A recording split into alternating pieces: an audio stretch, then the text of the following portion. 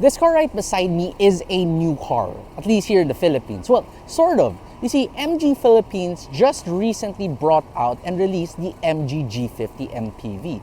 But to some people, this car right here may look very familiar. That's because we actually had this car before in the Philippines and it was sold under AC Mobility under the Maxus brand. This used to be called the Maxus G50.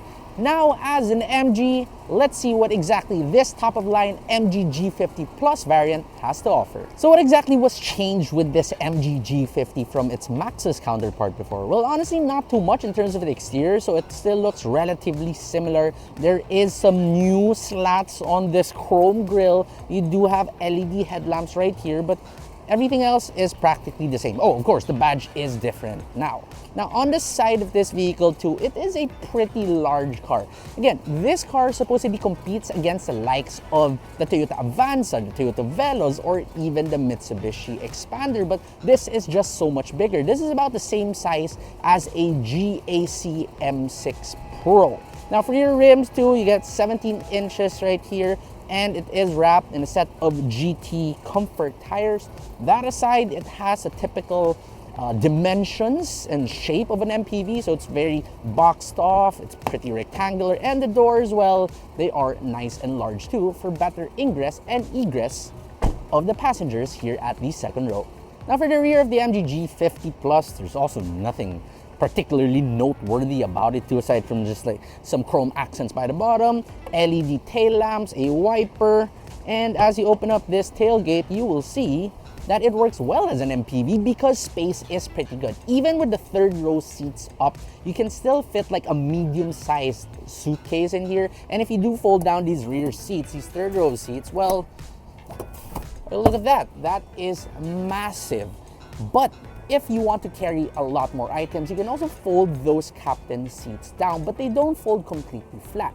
Something that you can do with the lesser variants, those without a captain seats, because those seats can fold completely flat. So if you are looking for something a little bit more premium, definitely get this. But if you want something that can carry more items, then perhaps you should go for the lesser variants. Also worth noting is that this actually does come with a spare tire, which is a very, very good thing now in 2025.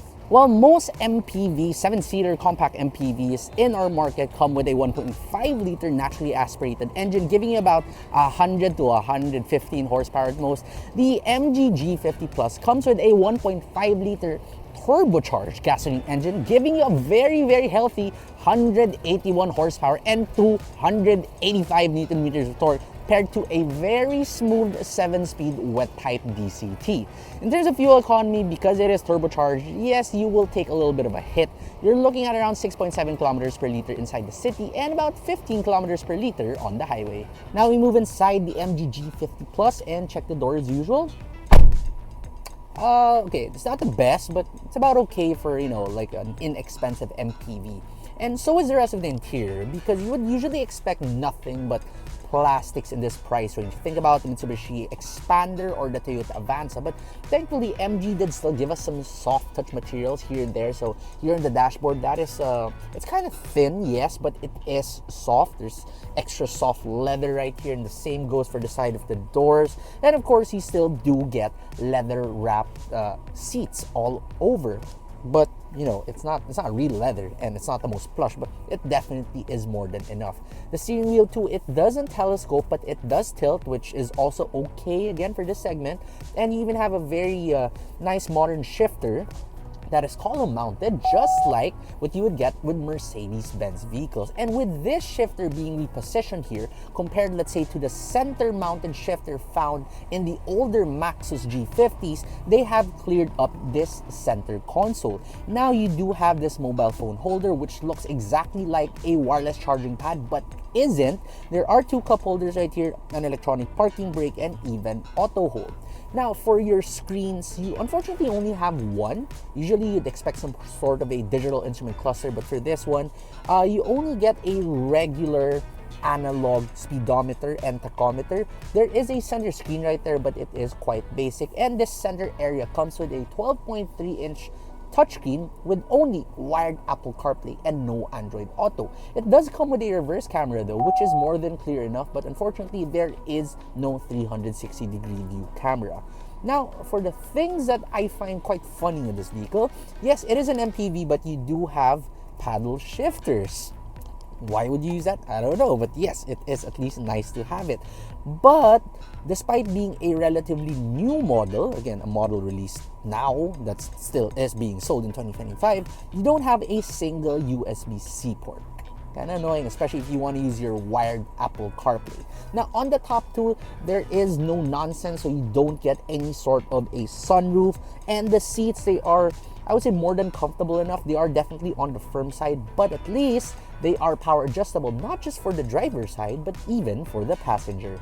Now for the second row seats, since this is an MPV, ingress and egress is very important to check too, because sometimes you're gonna have some elderly people come in here or children, right? So yeah, number one, the MG G50, it isn't too high, so ingress is quite easy, and these doors swing out pretty wide too. Anyway, now that we're inside here, let's check the door. Okay, that does sound a little bit better compared to the front, but it still isn't the best. So back here, space is very good. For this Plus variant, obviously, as you can see, you do have captain seats, which reduces the total capacity of the MG G50 from 3, 4, 5, 6, 7, 8 to just 7. But space is pretty good, both for legroom as well as headroom, and of course seat space is good too, since there's practically nothing under these front seats. I also like the cubby spaces in here because you get 2 cup holders, you got a jug holder on the side, and you even have this map pocket plus 2 of these smaller pockets for your wallet or your phone. You can also control your AC blower from here at the back, and it is a digital control. Your vents are on the top too, so it hits you better compared to, let's say, if they mounted it here by the center console. But unfortunately, you also just get a USB-A port and a 12-volt outlet right here, not a single USB-C. Now, for the third row of seats, we can show you that. So let me just move the seat right here so that the camera can capture it. And once you are here at the third row, space is honestly pretty good, even for an MPV. At 5'6" short, I only have about 1 inch of legroom left, but in terms of like the seating position, in terms of the height of these seats, they are really good. So I don't feel cramped or twisted back here. And in case I do want more space, I can always ask those second row passengers to just slide their seats a little bit forward. In terms of toys though, there's really not much here. You do get your own air vents still on either sides, and you also get 2 cup holders on either sides. Alright, so now we drive the MG G50. A couple of years ago, we did get to drive the Maxus G50, and I remember driving it in manual too, and I was very impressed with the engine. Now, I still am very impressed with the engine because, again, a lot of the MPVs in this class, pretty underpowered, 115 horsepower, so not much, but this one with 181, you really feel it kick, and with 285 newton meters of torque, oh yeah, it goes. Despite being such a big vehicle, it doesn't feel too big, and even when you park this, honestly, it isn't too hard to park. Again, you have a reverse camera, you don't have a 360-degree view camera, but it doesn't really matter. It's a very manageable vehicle, and it's also a very comfortable vehicle. It is quite quiet in terms of wind noise and tire noise, and in terms of the softness of the ride too, it really is soft. It really does soak up a lot of the bumps. Now, needless to say, since it is an MPV with soft suspension, it doesn't handle that well.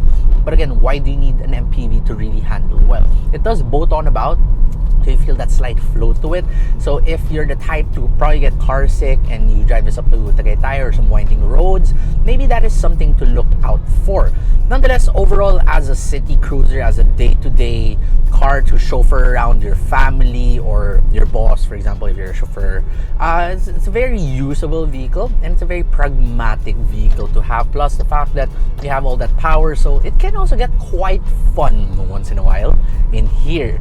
Now, what I also like about it is the steering. It just is incredibly light, so again, maneuvering this inside tighter streets is not a problem. You won't get tired driving this vehicle. The seats, they are on the firm side, so even for longer journeys, it's not an issue either. And I would say that even if you don't have like all the creature comforts such as adaptive cruise control and all that, the fact that you at least have, regular cruise control in here is more than enough. One thing I forgot to talk about would be the transmission in here, because it is this dual clutch transmission, right? But it is the wet type, and even for some modern wet type DCTs, they do tend to get a little bit jerky. But for this one, even at slow speeds, I don't find it jerking on about. I wouldn't say it's the smoothest dual clutch transmission out there in the market, nor obviously the snappiest. You do have your PDKs and Porsches after all. But again, for an MPV, this is pretty good. It is quite responsive under hard acceleration, knows which gear to put you into, and you never find yourself like, oh, I need it to shift right now, but it's not shifting. Here, it does. And remember, you also have paddle shifters too, in case you want those crisper, quicker, more controlled gear shifts of yours. So the MG G50 is noticeably bigger and noticeably more comfortable compared to its other Japanese rivals. And at 1,288,888 pesos, honestly, it is a very good deal. So if you're looking for an MPV at this price range that is pretty premium in terms of looks insofar as MPV standards go, and is also pretty comfortable, and is also really, really spacious, then the MG G50 Plus is an MPV to consider.